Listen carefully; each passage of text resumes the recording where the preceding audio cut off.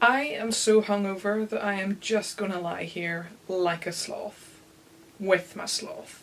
With my sloth, with coffee. With a sloth, with coffee. With a jug of water. Because I am dehydrated as fuck. Hi guys, I'm Shazza. Welcome to my channel, Hooked on Books. This is hopefully going to be a bit of a quick one, because not only am I hungover, but I also have to go to work imminently. Help.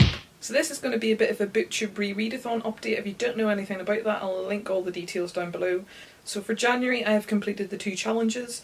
One of the challenges was to reread a standalone book that's a favourite of yours, and I've already done a video on that, and that was on Fever Dream, which I just loved the experience of rereading that, and I already want to reread it again, and it's just made me want to reread everything because I just realised that it's a really interesting experience to read a book for a second time.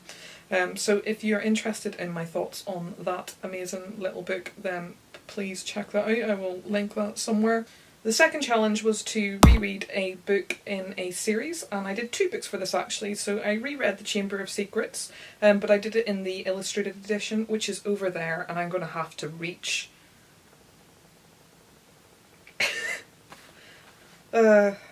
Why can't I be Matilda?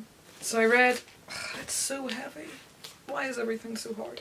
So I reread The Chamber of Secrets, and I read it in the illustrated edition, and I haven't read the illustrated edition before, but let me tell you, I just wish that this is how they originally came out. But it also is it's just a really nice experience because I obviously love the books, but having the illustrations with it just really added this whole other element to it, and I just love that the illustrations aren't like trying to copy the films. They're original, they're unique, and they're just gorgeous. They're just so lovely, and I just found myself just like staring at the illustrations for ages. And I was really nervous about rereading Harry Potter because I haven't read it for like 10 years, and I didn't think I was going to like hate it or anything.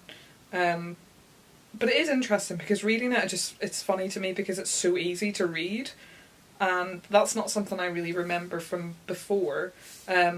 I was worried that I was going to go into it because I like literary fiction a lot more. I was worried that I was going to go into this and not enjoy it because the writing isn't spectacular. But I did still really love this because it just made me feel super nostalgic. And yes, the writing isn't spectacular, but the actual like storytelling, the characters and everything in it is just so imaginative, and just, yeah, the nostalgia is like, I love it. So I did really enjoy this one. I'm going to read The Prisoner of Azkaban in this edition as well, and then I'm going to continue to read Harry Potter in these editions as they continue to come out. So yes, I really enjoyed that one, and it was just such a lovely experience to reread one of my favourite books from my childhood.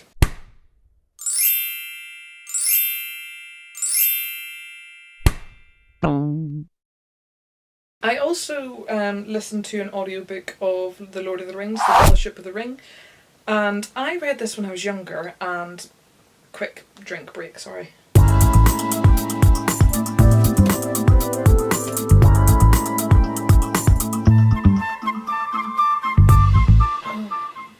Oh, I'm dying done.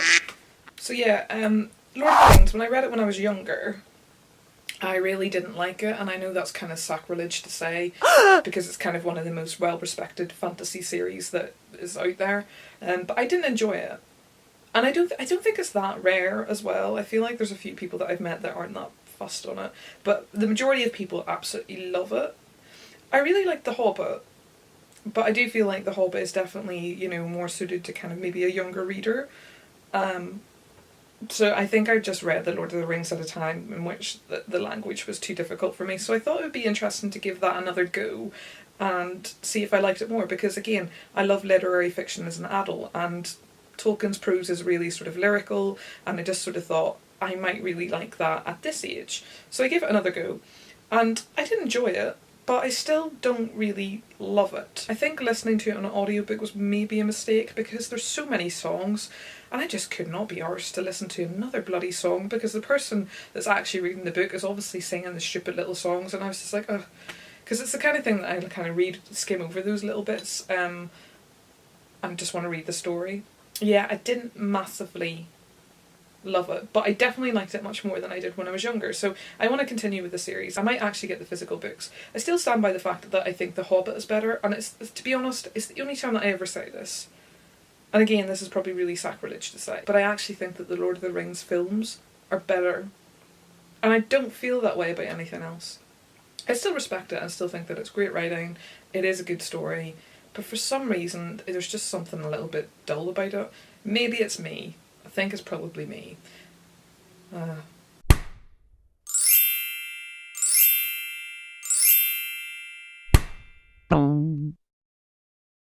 Those are the books that I read for the BookTube Rereadathon this month. That was Fever Dream by Samantha Schweblin. I will link the video where I discuss that.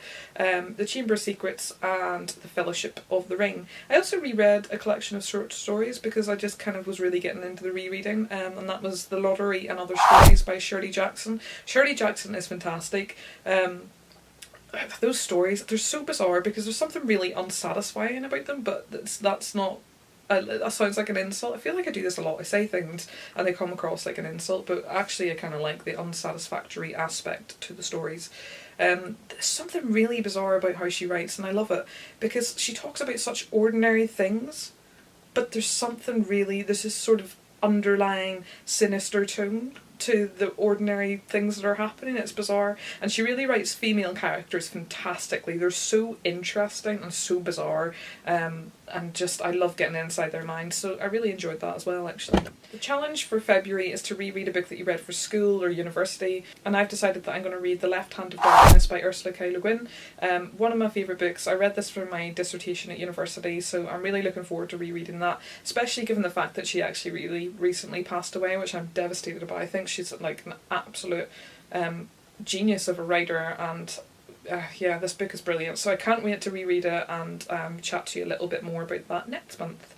Anyway, this is my quick update on the BookTube Rereadathon, and I will see you all again, hopefully in a video in which I am not hungover and not having to go to work.